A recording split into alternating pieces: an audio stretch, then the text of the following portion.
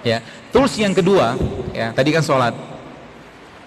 Tools yang kedua adalah sedekah. Ya, sedekah itu tools yang kedua. Jadi kalau sakit, Anda lagi sakit atau siapapun keluarga yang sakit, maka yang dikerjakan pertama kali setelah tadi sholat, maka bersedekahlah. Dan kalau bersedekah, khususnya kalau kita melakukan sedekah gitu ya, atau bersedekah, maka jangan tanggung-tanggung. Adabnya kita kalau sholat, gak mungkin kita sholat pakai kaos dalam, gak mungkin. Sama Allah juga sama, ya. Kepada Allah beradablah dengan adab yang terbaik. Kalau di rumah Anda punya baju yang terbaik, pakailah baju itu waktu sholat. Kalau Anda punya sendal yang terbaik, pakailah sendal itu ke masjid. Baru beli sendal, baru beli baju, baru beli apapun, pakailah dulu untuk ibadah. Adabnya kita kepada Allah, termasuk juga uang.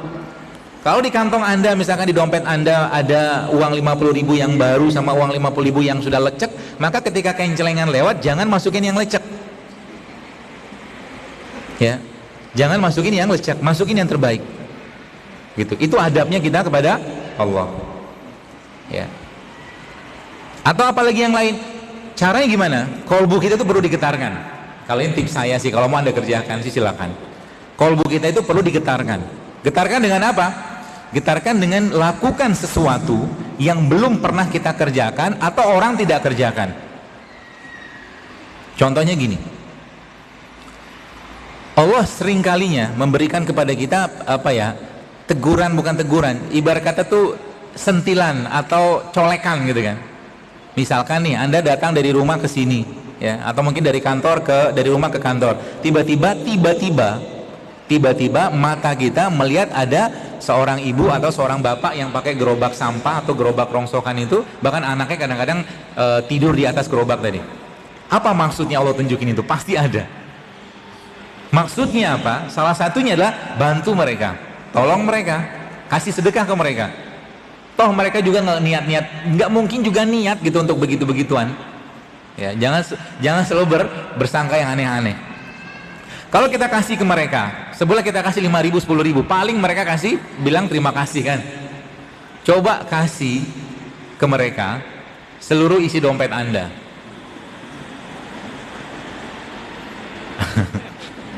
Berani nggak? Ya, kalau nggak berani, turunin dulu, ya. Kasih mereka uang cukup banyak lah dari isi dompet Anda itu. Nanti lihat doanya banyak. Iya kan? Kalau kasih goceng 5.000 atau 10.000, doanya cuma secuil. Tapi kalau kasihnya banyak, doanya banyak tuh. Saya pernah ya sekali sholat di sini. Lalu pas pulang, salah satu kebiasaan saya emang pas habis Jumatan itu nyiapin uang di dompet gitu kan, untuk saya habiskan. Biasanya begitu. Lalu pas pulang nyetir gitu kan, tiba-tiba lihat bapak-bapak gitu kan, dia nggak ngemis, nggak minta-minta gitu, dia bawa karung tuanya itu. Lalu saya berhenti. Adabnya begitu terhadap mereka, kita yang butuh mereka, bukan mereka butuh kita. Adabnya turun dari kendaraan kita, kasih mereka uang, cari yang terbaik. Saya kasih sama dia uang nggak banyak, coba semua 100.000. Cuman kata-kata dia itu membuat saya berlinangan air mata, dan tidak nangis, tapi saya terharu banget. Kata-kata dia apa? Terima kasih Pak, saya bisa beli beras hari ini, dia bilang. Seru kan? Ya, pernah juga kapan hari satu tempat itu saya lihat ibu-ibu gitu kan, dia dorong gerobaknya gitu dengan anaknya tidur di tengah panas yang cukup terik kalau sekalian. Apa yang saya kerjakan? Saya ambil uang, ada berapa gitu kan, 300-400.000 gitu, saya kasih dia. Habis saya kasih itu, apa yang tadi, lemes dia. Mungkin udah lama dia nggak pegang uang sebanyak itu kan. Tapi saat itu pintu langit terbuka untuk kita. Sensasi rasa yang kita dapatkan saat itu Bapak sekalian, ya, maksudnya gini, perasaan yang kita dapatkan atau kita keluarkan saat mengeluarkan uang 2.000 itu harus sama saat kita mengeluarkan uang 100.000. Tidak boleh berbeda. Sedemikian mudahnya kita mengeluarkan uang 2.000 itu sama juga dengan kita mengeluarkan uang 100.000 atau lebih banyak. Saat itulah kita sudah berlepas diri dari dunia. Ya, sudah berlepas dari dunia. Kita nggak butuh dunia, kita butuh Allah aja, dan pasti Allah akan ganti, tenang aja. Pasti Allah akan ganti. Pernah juga suatu hari ini saya bicara supaya Bapak Ibu mudah-mudahan terinspirasi, ya, tidak ada maksud ujub atau apapun. Saya pernah suatu hari pengen beli jam. Jam itu cukup mahal harganya untuk saya. Tapi saya ngerti ya, namanya Allah begitu mudah kalau mau kasih kan. Jam itu saya lihat di sebuah mall, saya bilang sama Allah, ya Allah tolong murahkan jam ini untuk saya. Saya bilang gitu sama Allah. Lalu, tidak lama kemudian jam itu bisa saya beli. Dan bangga banget kan, bisa beli sesuatu yang kita inginkan gitu kan. Tak lama kemudian, ya singkat cerita gitu lah.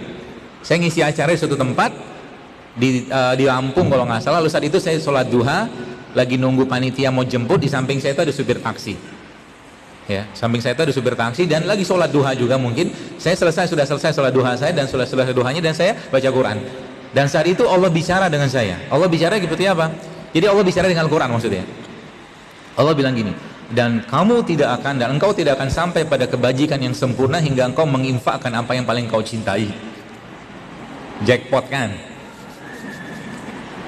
Ya berkata ya itu banget, mau nguji nih gitu kan. Saya bilang sama Allah dalam doa saya, ya Allah saya nggak cinta jamnya, saya nggak suka jamnya. Ya sudah saya bilang, saya kasih jam, saya buka jam itu saya buka benar-benar. Ya saya kasih dia, sama saya ambil uang di ATM, cukup lah untuk dia mungkin hidup berapa hari gitu kan. Ya dia nggak tahu itu jam cukup mahal. Ya. Dan itu saya kerjakan berkali-kali. Supaya apa? Jangan pernah ada dunia di sini. Di hati kita jangan pernah ada dunia. Ya, jadi kalau kencelengan sekarang lagi lewat, jangan yang paling rendah nilainya yang Anda masukin. Paling gede sekalian. Termasuk banyak orang yang lupa, banyak orang yang belum tahu. Salah satu yang saya sangat suka adalah ngasih makan atau traktir makan orang. Makanan kalau kita makan, ya, ini kan poin kedua nih, sedekah.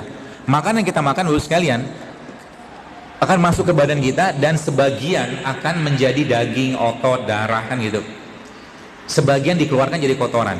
Jadi ketika Anda memberikan makan ke seseorang, ya, maka makanan tadi akan menjadi bagian dari badannya. Pasca atau saat setelah Anda ngasih makan tadi ke dia, maka itu akan jadi argonya Anda dalam badannya dia. Paham maksudnya ya? Jadi maksudnya semua amal dia yang dia kerjakan amal baiknya, pasca dia makan makanan tadi, Anda kecipratan pahalanya. Maka jangan pernah mau ditraktir. Apalagi Anda mentraktir orang soleh. Jangan pernah mau. Anda yang bayarin, sebab rugi kalau enggak. Artinya pasca dia makan tadi, dan makan itu menjadi bagian dari tubuhnya, maka Anda dapat pahala loh. Kita dapat pahala dari aktivitas amal dia, insya Allah. Seperti itu, amal jari yang luar biasa. Maka ada salah satu syekh itu saya pernah baca itu, dengar suatu kajian itu, dia di Saudi itu dia masih makan tiap hari seumur hidupnya. 600 orang di siang, 600 orang di malam hari, paket makanan tiap hari kayak begitu. Ya luar biasa sedekah ya. Maka kalau untuk Allah kasih yang terbaik, termasuk juga ketika Anda umroh atau haji ya. Itu kan sedekah kita sama Allah. Kalau lagi haji atau umroh Anda punya dana cukup, jangan pilih haji atau umroh yang murah. Kalau bisa nanti pesawatnya sekalian bisnis, toh itu kan sedekah kita untuk Allah, pasti diganti. Jangan khawatir. Ya. Jangan pelit sama Allah. Ya, jangan pelit sama Allah. Orang baik itu adalah orang yang ketika dia diminta dia ngasih, itu orang baik. Tapi orang yang karim, orang yang karam, ya orang yang mulia, itu orang yang tidak minta orang dia kasih. Ada teman kita datang ke rumah kita, ya. Cuman berkunjung doang, pulangnya kita sangguin buah-buahan misalkan, itu karim. Orang yang karam, mulia, dermawan. Ya. Seperti itu. Itu yang kedua.